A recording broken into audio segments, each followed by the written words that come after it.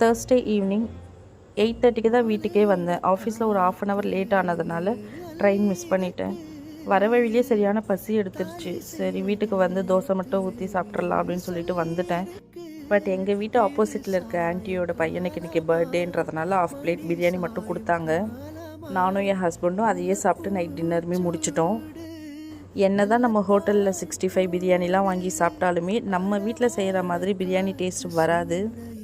ஒரு 6 மந்த்தாகவே ஒரு bad habit எனக்கு இருந்தது. என்னென்னா நைட்டில் சாப்பிட்டேன் அப்படின்னா உடனே படுத்து தூங்கிடுவேன். இதனால் எனக்கு வெயிட் இன்க்ரீஸ் ஆகுறதுமே எனக்கு தெரிஞ்சுது.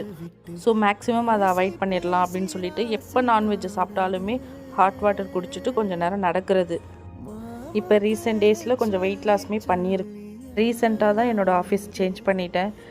ரயில்வே ஸ்டேஷன்லேருந்து கரெக்டாக ஒரு 1 kilometer அளவுக்கு நடக்கணும். அதுவே வந்து வெயிட் லாஸ் ஆட்டோமேட்டிக்காக ஆக ஆரம்பிச்சிடுச்சு.